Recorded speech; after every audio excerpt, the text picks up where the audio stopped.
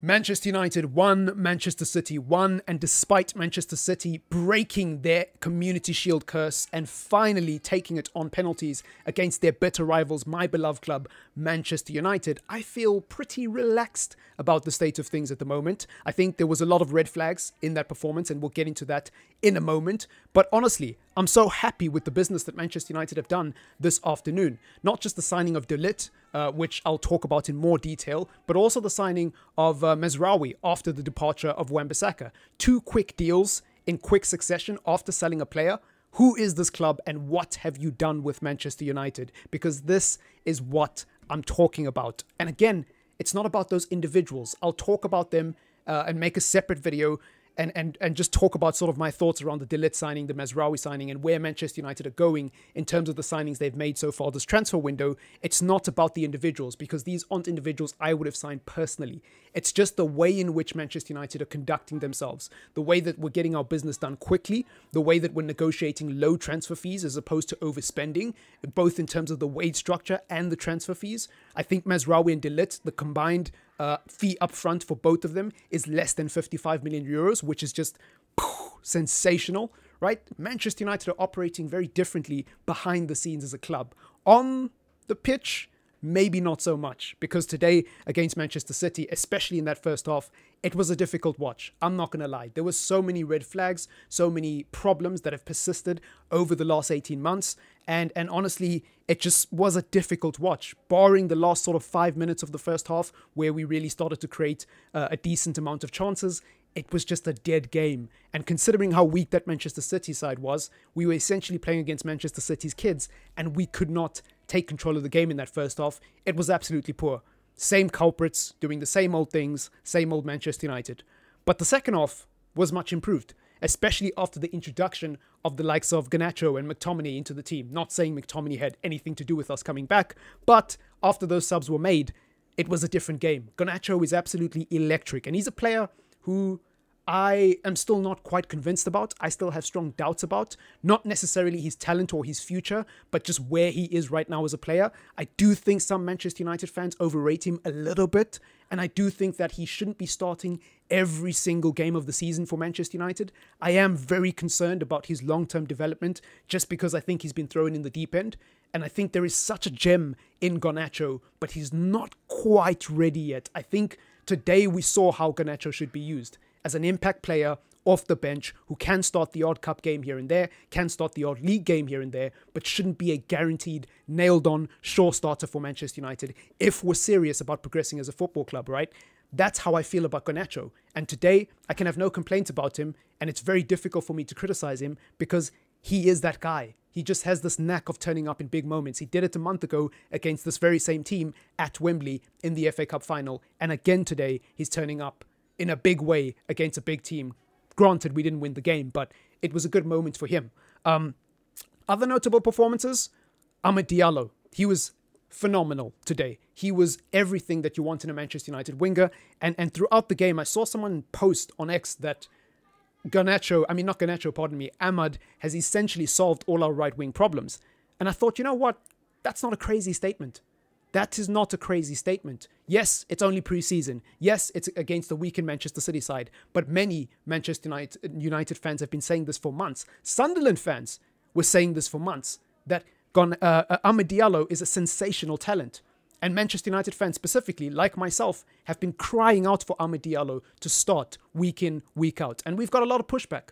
I've got a lot of pushback from Manchester United fans telling me, oh, maybe he's not ready, maybe he's not performing well in training, maybe he, technically he's not as good as you make out. Every Manchester United fan on my timeline today saw how good Amad Diallo is and has been seeing how good Amad Diallo is in the games that he started towards the back end of last season and in preseason so far. So I don't want to hear anyone tell me that maybe he's not performing in training or maybe that he's not quite ready in terms of his stage of development at the moment. He was phenomenal. My only concern with Amad Diallo is very similar to Garnacho, that I don't think players this young should be guaranteed nailed-on starters week in, week out for Manchester United. I just don't think so. Kobbie Mainoo is the only player who I think is an exception to that rule. Everyone else needs to be bedded into the team. They need competition for places. They need a senior, an older statesman, if you will, ahead of them, who's going to be a good guide, a good teacher. a good mentor to them. I feel like we need that, especially when it comes to talents like Garnacho and Ahmed. But again, I love Ahmed. Sensational performance. Casemiro, we've got to talk about him as well. He was really good today. He showed glimpses of the player that we got in the first season under Ten Hag and was a complete and utter contrast to the player we saw last season. And again, I think today he dispelled this myth that he's finished, because Casemiro in one season, according to a lot of Manchester United fans, was a sensational piece of business, a brilliant CDM, one of the best in the league, and then almost overnight became one of the worst players we've ever signed. Too old, past it, he hasn't got the legs anymore, sell him, get rid of him, Real Madrid scammed us, blah, blah, blah, blah, blah. Players don't become bad overnight. One bad season does not define a player's ability and a player's longevity, in my opinion, and it never should. So even when I was in the trenches last season, when Manchester United were in the trenches rather, I was always defensive of Casemiro. I always said, let's just wait, just give it time. You cannot turn on this player. He has earned more than enough credit in the bank and respect from the footballing world for what he did at Real Madrid and what he did in his first season at Manchester United. Therefore, we ought to give him time. This isn't some new kid coming on the scene that is trying to prove himself. This is a veteran, a 5 times Champions League winner. We need to give him the respect, man. We need to give him the respect. You don't become bad overnight. I genuinely believe that Casemiro is still a good player. He won't be as good as he was in that first season. He won't be as good as he was at Real Madrid, obviously. But I don't think he's nearly as bad as people perceived last season. Especially when you consider how bad the rest of the team was. And how isolated he was in that midfield. I think if you have additional cover and additional protection around Casemiro, and you help compensate for his lack of mobility, you've got an exceptional player there. Somebody who still has so much to give at this level. And I really hope that Manchester United sign an additional midfielder, perhaps someone like Ugarte, who can provide that cover for Casemiro, because he will be huge for us going into this next season. Apart from him, I don't really have much else to say in terms of positive individual performances. Collectively, Manchester United today were just not that great, if I'm being honest. Even in that second half where we did start to turn up, it was still against Manchester City's weaker team at the end of the day. So context is always important. And honestly, I still don't see any reasons to be optimistic about next season for Manchester United. There is a lot of issues in our front three, mainly being that Rashford did not look convincing at all today. I don't think he'll be at the races. And judging by how long he played today, the fact that Ahmed came off before him is absolutely criminal. And it suggests to me that Erik ten Hag is going to put his faith in Marcus Rashford, especially when you consider some of the comments he's made about trusting Rashford and believing that Rashford can have a big season for Manchester United and all of the stuff that we've heard before.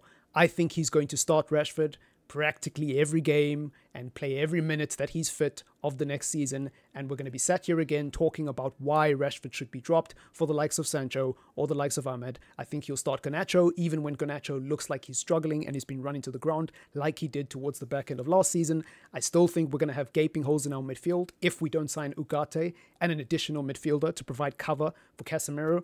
There's just so many issues, and I can't ignore those issues just because I'm excited for the long-term future, right? I'm a huge fan of what Ineos have done in terms of the backroom staff changes, the executive changes, the likes of Ashworth, Barada, Wilcox. I'm a huge fan of those overhauls to the recruitment staff that they've made. I'm a huge fan of the changes to the coaching staff that they've made, but those things aren't going to manifest into good on-the-pitch performances for a long, long time, especially if we struggle to remove players like Harry Maguire, remove other players in the team like Johnny Evans. Obviously, Johnny Evans will be a lot easier to remove than Harry Maguire, but you know what I mean. There's a lot of players in that team who still are quite not good enough and won't cut the mustard long term, who will start for Manchester United this season. Scott McTominay is one that many people were kind of annoyed to see today, and he started. I mean, he didn't start, he came off the bench and will start this season is what I meant to say. He definitely will be involved with Manchester United this season, whether we like it or not.